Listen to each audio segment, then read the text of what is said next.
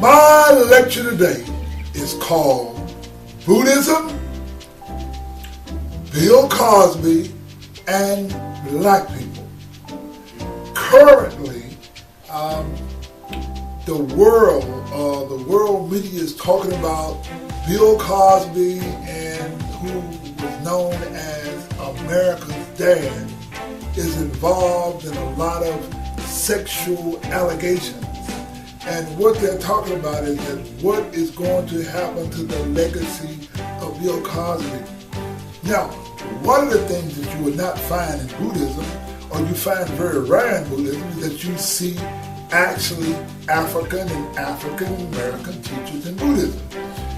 Buddhism, the way it is taught in America, is dominated by Japanese. And they teach a style of Buddhism that's totally different from the highest teachings of the Buddha, Shakyamuni. They teach something that's totally different. They teach a Buddhism that's dominated in Japanese culture, that's dominated in Japanese history. Now, there are 10 worlds, and within each world, 10 worlds can exist in each world. So you got 10 worlds times 10 worlds, which equal 100 worlds times 10 aspects, which is 1,000 worlds times the 3 realms. Now, I don't want to get too complicated, but I'm trying to pull all these things together because Buddhism teaches that everything in the universe is based on the law of cause and effect. Now, we're told you that everything in Buddhism is based upon what? The Lotus Sutra. The Lotus Sutra is the highest of the Buddhist teachings.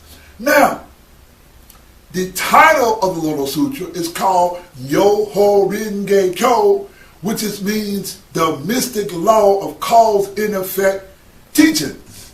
And it was Nichiren, the messenger of the Buddha, that put the word Nam in front of it. So we chant the word Nam Yo-Ho Renge Kyo to a scroll. This is the scroll which is called a Gohanzan. Now, we chant to this Gohanzan to bring out our higher life condition, or to tap. This is the Gohanzan. And we tap our Buddha nature through chanting Nam Mu Yo-Ho Renge Kyo. Now, let's take this back into Mr. Bill Cosby. Let's give you an understanding of Buddhism. Now, one of the things that Bill Cosby had, ladies and gentlemen, Bill Cosby had what is called good fortune. Again, Bill Cosby had what is called good fortune. The reason that Bill Cosby was able to do the things that he did was he was a man that had what? He had good fortune. See, Buddhism teaches us that we are born into this world with cause and effects. For example, when you are born into the world, when you look at, say, a sperm and an egg, a sperm and an egg breaks itself down, and it comes together, and there's 23 chromosomes of the man and 23 chromosomes of the woman, and it forms a unit. Well, within that unit, there is what is called the 10 aspects. For example, once the egg or human is born, or even a human is conceived, beyond that, the DNA of a human being is already there, because that human has what is called a karma. A karma determines your life circumstances, whether you're weak or strong or tall or short or what have you. You are born with what is called a karma. Now, all phenomena in the universe has what is called these 10 aspects. Now, let's go back to Mr. Bill Cosby. Mr. Bill Cosby had a karma in that he had a knack of being funny. He had an environment. and he had a mental capacity where he could tell a story.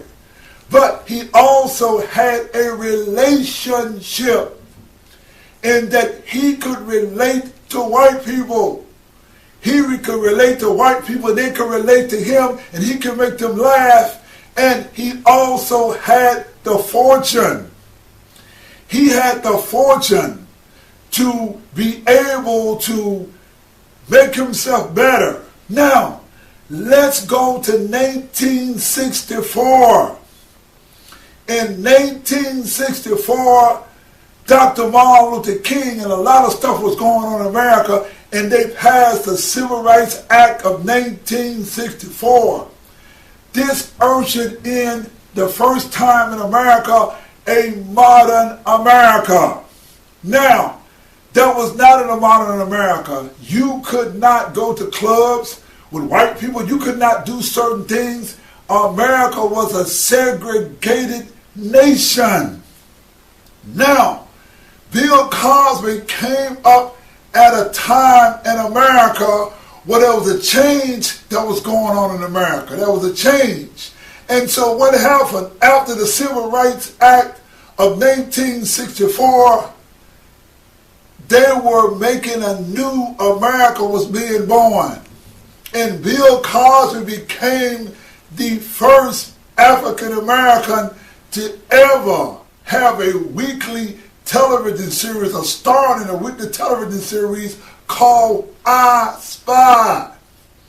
He had a dignified role. But now please understand that in 1965, when Bill Cosby started playing on I Spy,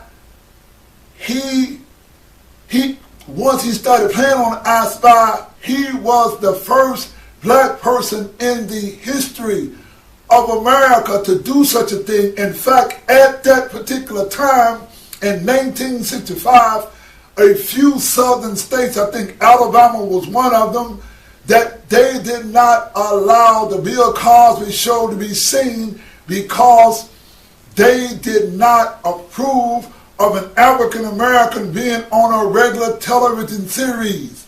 Now, Bill Cosby was an African American man who was very cognizant of who he was and who his role was.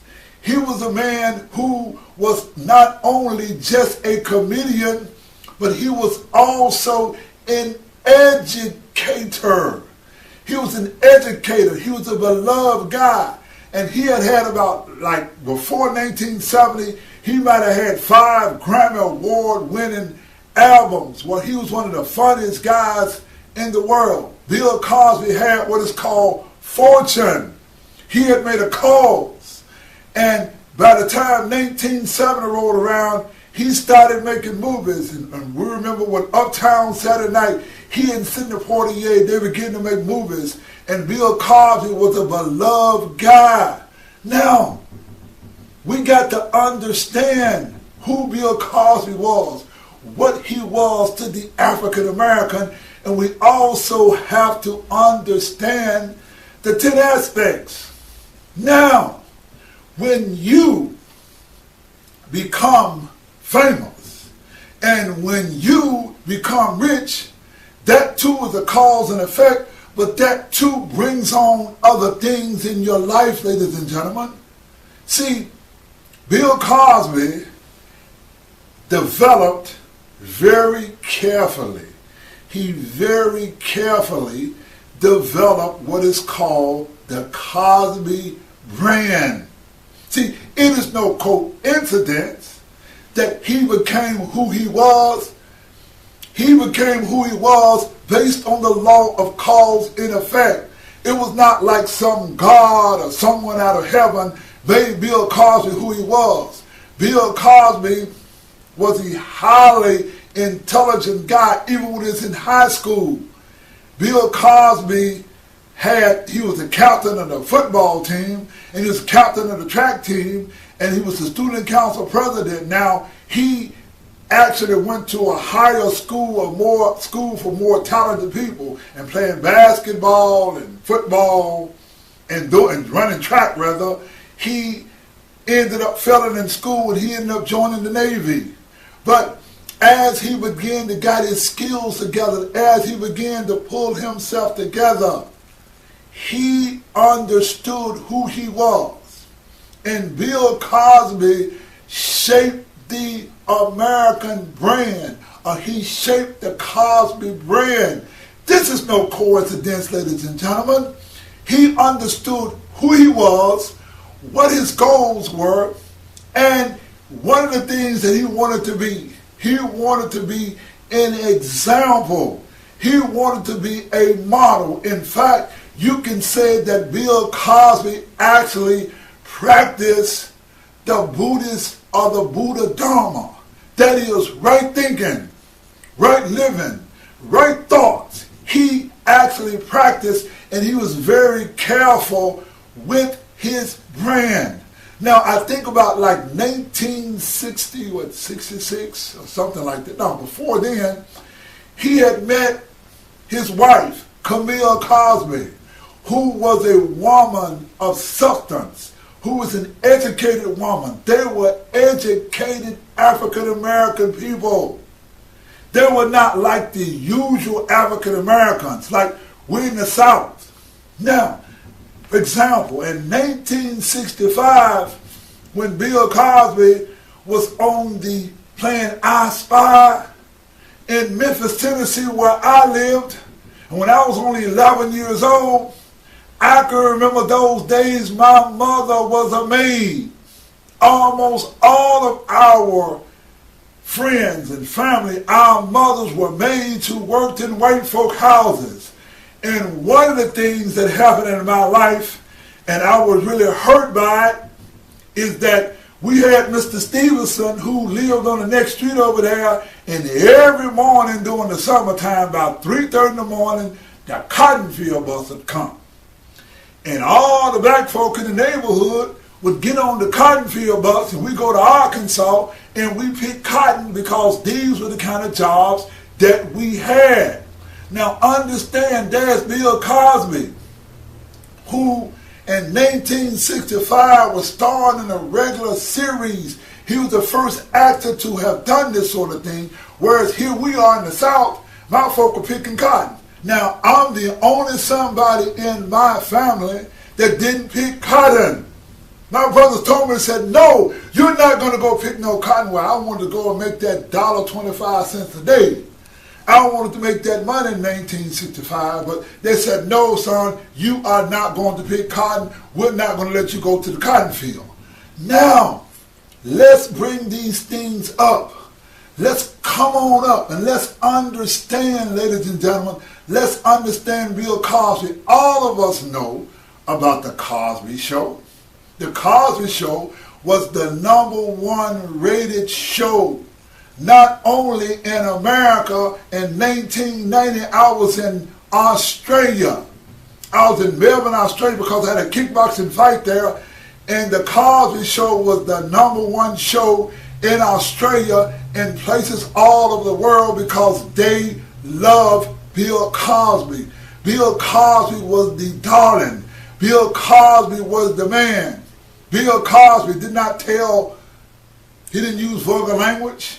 He was a guy who was accepted by white people. He was a guy who white people loved. He was a guy who came up through the ranks, who everybody loved. He was the perfect model.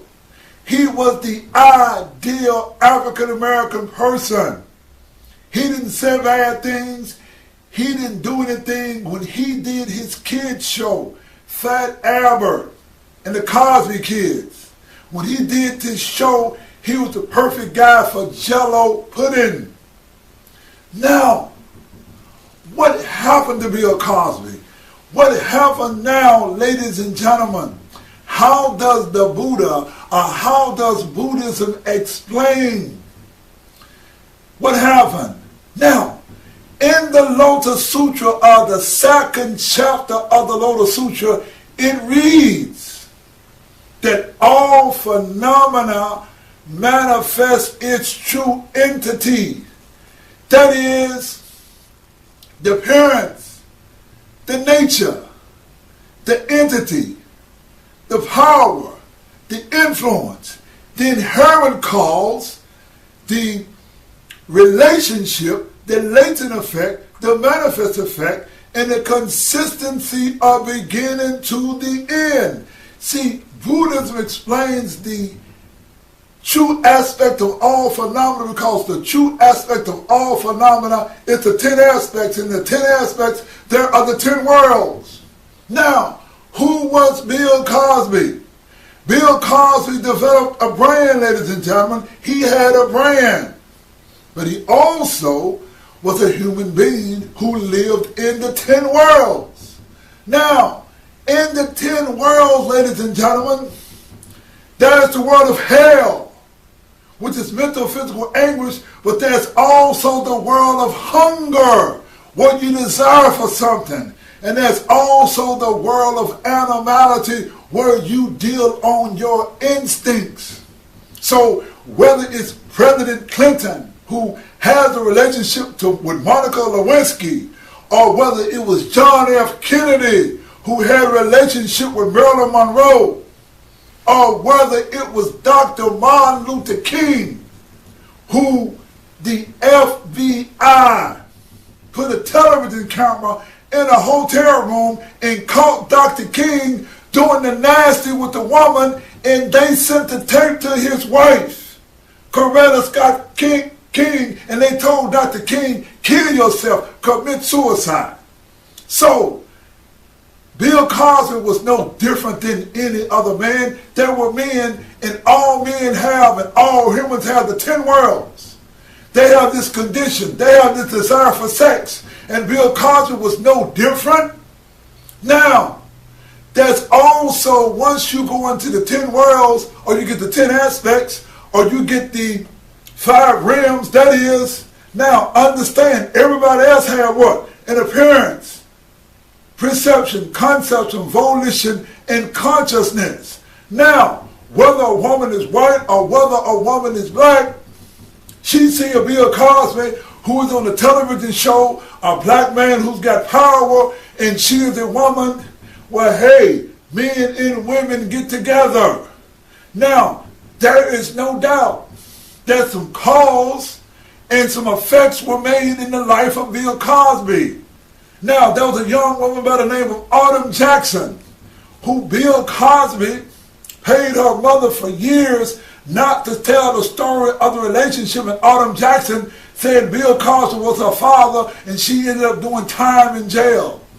So, when you begin to pull these stories together, you begin to pull the 10 worlds. We all have these 10 worlds. Now the question that we ask, and I'm not here to try the story of whether Bill Cosby committed a sexual act or not. Why is it that things turn on Bill Cosby? Please understand, ladies and gentlemen, that there is a new phenomenon that is happening in America. It's called racism without races. And that is that we have a system in America, and we have a system in the world that racism is inherent, whether you are racist or not. The system makes you inherently racist. Black men, so many black men are being killed, and so many black men are being discriminated against. The Pew Research just came out that says the income of black people have fallen down in America. That when you look at the disparity between the black people and white people have an income that's 13 times more than the African American. That is a disparity, that is an inequality, and that inequality is happening because there's a cause and effect relationship. There's a cause and effect relationship why Bill Cosby was challenged. Now, on March 13th, in 2013, Bill Cosby was on CNN News. And this is the cause and effect relationship. This is the appearance. This is the nature. This is the entity. This is the power. This is the influence. This is the inherent cause. This is the relationship. This is the latent effect, the manifest effect, and the consistency of beginning to end. That on March 13th, 2013, Bill Cosby was on CNN News. And Bill Cosby was there with a congressman. He was a Southern congressman, and they were talking about things. And Bill Cosby opened his mouth, and he began to talk about the consciousness, or he began to talk about the ills in America. And what Bill Cosby did, Bill Cosby opened his mouth and he challenged the Republicans. He said what the Republicans are doing is wrong. And what is happening in America is wrong. He said they have the wrong idea. Now, just a month or so earlier, when Barack Obama had his inauguration for his second term, the Republicans showed a discontent, a disrespect for Barack Obama, and the Republicans did not make any bones about showing their discontent about Barack Obama being the president for a second time and Mitt Romney losing. And what Bill Cosby did, Bill Cosby stood up on national television, and Bill Cosby said that the Republicans were wrong. The idea that they had was wrong. Now, when Bill Cosby challenged those Republicans, that, ladies and gentlemen, was the cause and effect relationship as to why Bill Cosby was challenged by the establishment. Even though there is no clear-cut evidence of a Bill Cosby raping somebody or doing these things that happened 30 years ago, they could use anything. They can paint a brush to destroy a man. And the oldest trick in the book to destroy a black man is to tell of his sexual discretions or indiscretions, to talk about a black man sexually. And that's all you have to do is open the gate. Let's look at what Bill Cosby said, and we will show you the cause and effect relationship, and you decide for yourself. And after that, we're going to come back and bring this lecture to a close. And it was that I read about you. At the same time this fight for rights was going on in the South, you were on the verge of winning an Emmy Award. It was first black man to star in a show. I think in 1966 you would win an Emmy Award. And the show itself, I Spy, right, was banned in the South. I mean, to look back at that history, it's kind of amazing. Well, just a couple of stations. What did you say? It's just hard to believe. Isn't that crazy? At the same exact time, I don't think so. Not when you look at the president's speech recently, to see people sitting down and then there are others standing and cheering. I don't think it's difficult to believe. I think that we have people sitting there who are as bad as the people that were against any kind of desegregation, and in place of a better America, they want their own sick feelings put across, and it isn't a good time. But I think also on our part as professors and presidents of colleges all over and in public schools, we need to get the education of the correct history that happened so that people can say, yes, this really did happen. Because you have to include the assassination of a president and ask the question, maybe that had something to do with it also. Nichiren Shonin, who lived in 13th century Japan, in a ghost show that's called Three Tripitaka, Masters Pray for Rain. This is what he said. In judging the relative merit of Buddhist doctrines, I, Nichiren, believe that the best standard are those of reason and documented proof.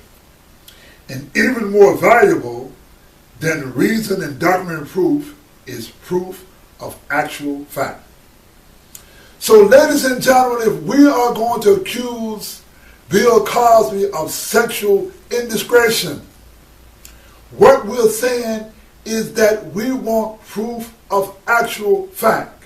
Now, today, as I do this lecture, it is Sunday, the 14th of December, 2014. And Bill Cosby, who kept quiet, decided to make a statement. And what Bill Cosby said today, he said, quote, "Let me say this. I only expect the black media to hold the standards of excellence in journalism. And when you do that, you have to go in with a neutral mind." Cosby told a New York Post writer, who also writes for the black media outlets, in a short phone conversation from his Massachusetts home. So what Bill Cosby is doing, ladies and gentlemen, he is reaching out to the black media because he knows that the white media is not going to be fair. Just like in New York, when you had maybe 23, 24 people of the grand jury who found a police officer innocent, white people are not going to look at things that way. And even black people, when you look at Beverly Johnson, who tried to get a job with Bill Cosby on the Cosby Show, who says he drugged her. Now, we don't know whether this is true or not, but she says it. Another African woman said it. But just because they say he drugged him doesn't mean that it's a proof of fact. There's no proof of fact in these allegations. But let me close this lecture. There is a Ghost Show passage, and it's called the Ghost Show, or it's called Royal Palace. It's called Royal Palace. Now it says, quote, "No sword can cut the air. No fire can burn water. Similarly, no fire can harm a sage, a worthy, a person of good fortune, or a person of wisdom." So Bill Cosby is innocent of these charges. Nothing is going to happen to him because, as the Ghost Show says, a sage, a worthy, a person of good fortune, or a person of wisdom, these kind of things will not happen to them. But if they did, there is a story in Buddhism, and there was a man by the name of King Ajahsutra. King Ajahsutra was a person who killed his father and imprisoned his mother, and he was the worst enemy of the Buddha. And when King Ajahsutra was about to die, the Buddha says, "I'm about to die, but I worry about King Ajahsutra." And his disciple says, "I thought the Buddha was equal about everyone." And the Buddha explains that when a parent has 7 children and one of them is sick, they're more concerned about that sick child. So whatever the case, if something like that had happened, that would mean that Bill Cosby was a sick child. But at any rate, what Buddhism teaches us, ladies and gentlemen, it teaches us the power of forgiveness. And so let me conclude this lecture by saying, we judge Bill Cosby not by what the bad things that he's alleged to have done, but we judge him on the good things that he's done. Thank you very much, Bill Cosby, for what you've done for us. And this is Anthony Elmore, the Proud Black Buddhist World Association, signing out on my lecture, Buddhism, Bill Cosby, and Black people. Thank you very much. So true. I never heard of a winter that did not turn into spring. With the Lotus teachings, you can overcome anything. I bring a message to you. It's about the greatness teachings of the Lotus Sutra. I've never heard of winter that didn't turn into spring. With the Lotus teachings you can attain